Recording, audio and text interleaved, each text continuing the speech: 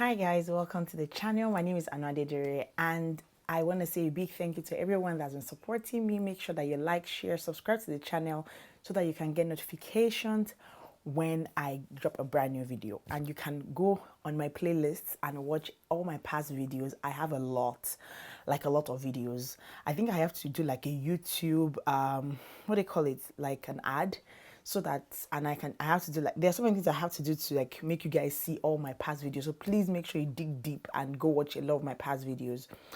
So today I will be sharing something that when I watched it, to be very sincere, I just felt it's okay. It's a regular Disney movie.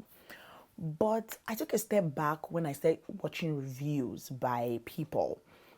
And I'm like, to be very sincere, as an African kid, as a daughter in an African home, I actually understand this feeling. I know this feeling firsthand because I have seen it firsthand in our families, right? And this is Encanto, but I'm talking it from the perspective of an African.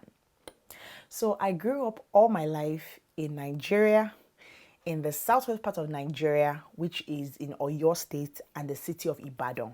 So I am born, bred, schooled, everything Ibadan girl. Before I came to Canada, I moved finally to Canada in 2016, but originally I landed in Canada in 2011. That's a story for another day. In which, if you want me to tell you some of the things that are like share my life in Canada with you, let me know. That's not my style, but I always share with you like motherhood tips when it comes to Canada. So if you want to hear some tips and tricks, let me know in the comment section. So first off, when I look at the entire family dynamics of Encanto, I'm like, oh, see Abuela, see this, and I look at everything, but I'm gonna go straight into it to tell you my perspective of Encanto. And spoiler alert, I will not even put any whatever, I'll just put the pictures of these characters, but I will not like mention anything that happened like that in the movie. But if you've not watched it, go and watch it so that you can understand what I'm talking about. So there are all these characters, and I will start from the one that I know very well, and that is Camilo. So Camilo was like the funny person. He will always shapeshift. He will always deflect what you're saying, if I'll use that word. He would always like go from point A to point B. Like when you are saying something very serious with Camilo, he's the one that will be like, oh, why are you thinking so hard? Oh, why are you get that kind of thing. And I always see that a lot of people gravitated towards Camilo. And to be very sincere, we have that one uncle that you like the most because he's rich, he's funny, everybody likes him. He's the one that everybody come and meet when everything is tensed up in the family. But you know, one thing about that uncle is that he just distracts everybody from the real serious thing that's going on in the family. He knows that there are so many things going wrong. But instead of him like making the entire atmosphere tensed up, you have that one funny uncle that will just make everything bubble. And I had this one uncle like that will just make us laugh. I don't want to mention his name. He will make us laugh. He made us happy, but we never knew what was going on with him. And that is one dynamics that I have seen a lot of African men, like, thank God and shout out to a lot of African men that now talk about what they're going through now. But then when I was younger, you never had those people that will come out and say what they're really going through. To be very sincere with you, they will rather make everything laugh, make everything funny, make everything jovial, but they will not like, they will not talk. Do you understand? They will not say, they rather make everybody laugh around them than be there to like say, you know what, I'm also struggling in my life. And this kind of people is actually very, very dangerous. So if you have friends like that, I know you have friends like that they're always like, guy, I wish ABC was there. Or, it will make us laugh. But behind that laugh, behind those jokes, behind the cackles, he's somebody that needs help, that's crying for help, that is distraught also. But instead of making everywhere tensed up, they would rather absorb everybody's anxiety. Now, another person is Julieta. Now, Julieta is everybody's mom. I think every African mother is Julieta. She's a nurturer. She's the one that will fix everybody. If you've not seen my past video, my previous video, I talked about the strong woman, the definition of the strong woman, the strong African woman, right? And I'm telling you, debunk that myth. We are all work in progress. Nobody's strong. I am sorry, but go and watch the video so you know what I said. But she makes sure everybody is okay. And there are those very few, and to be very sincere, there are not very few, but there are some African fathers that like that like Julieta, where they are the nurturers. They make sure everybody is fixed. And this particular trait also falls with firstborns. The typical firstborn in an African family is always the one that everybody brings their problem to, and they feel like you should fix it. I am telling you, you're the one that will provide, you're the one that will take care, you're the one that, like, everybody wants a Julieta in their corner. Even as a friend, you want that friend that you always call, that will always give you advice. But who takes care of Julieta? Who wants to know that Julieta is all right? Who wants to know that? Nobody. Every time the person is maxed out in their own life, but they put on this front. So this is the difference between like the person that will make everybody laugh and the person that is the nurturer. Because the nurturer always makes sure that, okay, let's think, let's strategize. That as the firstborn, I have to make sure. But who's taking care of you? So please take care of yourself. Number 3 is Luisa. You remember the one that has the muscle, Luisa. That auntie, I know her very well. Most firstborns are like that, and most middle children are like Luisa. In a typical African home, you have the one child that is always like strong for everybody, has to fix everything, make sure, oh, he's changing the tire, oh, he's traveling to meet uncle this, oh, he's this.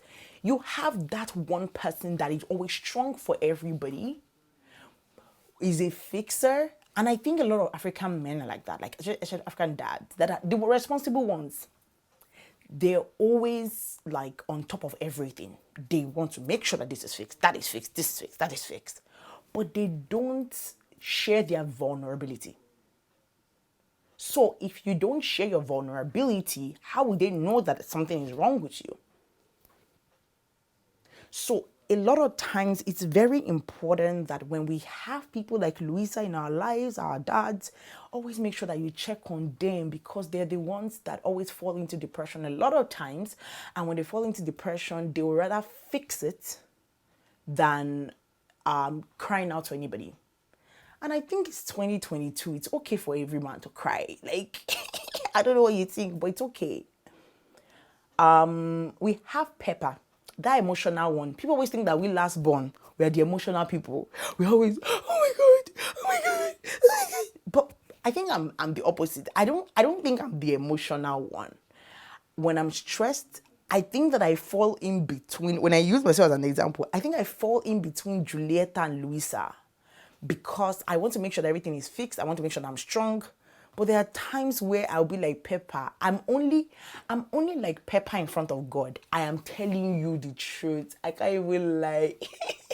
Thinking about it, my most vulnerable moment is when me and God are on the toilet seat and I am crying because I need him to fix something for me. Or I'm driving. Oh my God, those alone times in the car and a worship song like maybe a Dusi or a song comes on. Oh my God. I am like PEPPA. I am crying. I am wailing. I want to just tell God exactly how I feel.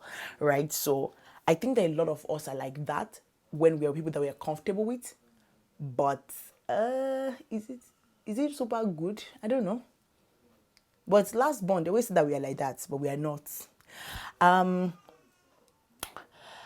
You know, another person is DELORES. DELORES is the gossiper. She's the one that knows everything that's going on in everybody's life, and she has problem in her own family. You know that those African aunties that they will see and say, at 26 you have not married, at skinny con you have not. Auntie, how far with your husband? So I think that we always have that DELORES. She's always in the business of everybody's issues, but she will never fix her own problem. And those are the DELORES of our time. DELORES of our time are the ones that they will never mind their own business. They'll be talking about every other person, and they will not just mind your business. DELORES, mind your business. And we have Abuela. Abuela is the matriarch, the big mommy. You know those people in the family that always want to make sure, the grandmas, the firstborns, the ones that always want to put the family together. And you see the what they call it, the breakdown between Abuela and Mirabel. Mirabel is the young lady, right? And Mirabel was the one that they said didn't have any gift. But Abuela stands for our parents' generation, where a lot of things our parents fight or cry about comes or draws from the place of how do I call it? I'm trying to think. Place where this is what they know how to do so far. This is how they know how to do it best. But they actually forget that their generation, their own dynamics is very different from ours. So in my head, it doesn't just make any sense that you're fighting with this one girl that's trying to make everything better, but because she doesn't have a gift, you know, you have parents like Abuela that will compare the perfect, you know, there is the perfect one. I've forgotten her name. There's one that is very perfect. They have the perfect child, that she's the one that everybody compares, the one with the flowers. I can't remember. Please, if you remember her name, please put it in the comment section. But you have people like Abuela that are in your church, that are those big mommies that they always compare everybody with everybody, but they don't see anything you do as good. Do you understand? And I think that it is high time that our parents' generation, I'm going to actually put a video. We did a chat in my church where we compared, like we did a sit down with multiple generations, and we said we wanted to bridge the gap. How do we communicate? How do we converse as multiple generations in the same timeline of what it is and how we are living life? We're in the social media age, right? So how do we live life? How do we continue in this journey? I don't know if you're hearing some noise. My baby is crying, but I'm going to finish this video quickly. So we have Bruno. We don't talk about Bruno.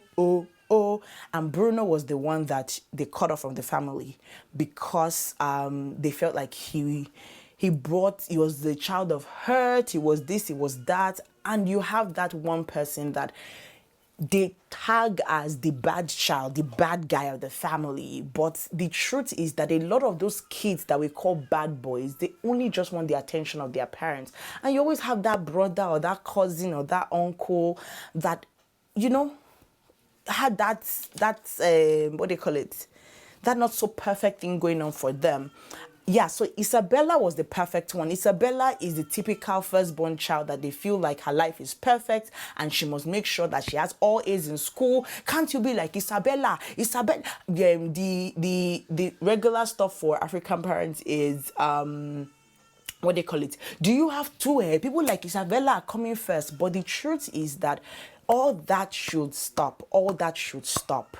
Our generation as parents, as a young parent, I should take the touch of not comparing my kid with another kid. Comparison is the thief of joy. So as African children that have been through all this turmoil, that can understand what Mirabel is going through, that have been compared with a lot of people because of how our parents felt like that we heard or we did, you know, it's very important that people like us that are now the next generation of parents should do better. We should be the ones that can have conversation with our kids. We should be the ones that do not say, beat our kids before we have a conversation with them. We shouldn't be the ones that think that shouting at our kids is the only solution, right? We have to make sure that we do better. So I looked at the movie and I just saw the typical life of an African child, and I'm like, this is so African. This is so us, right? And share with me your own childhood experience. If you had uncles or aunties that were like that, let me know in the comment section what you think about this review. If you've not watched Encanto, or if you watched it before and you feel like, you know what, let me go and watch it back and understand what Anu was saying there, you can also go watch it. Till I see you next time on another video, make sure you like, share, and subscribe to the channel. Turn on the notification bell so that you get notification when I post videos. God bless you. Bye.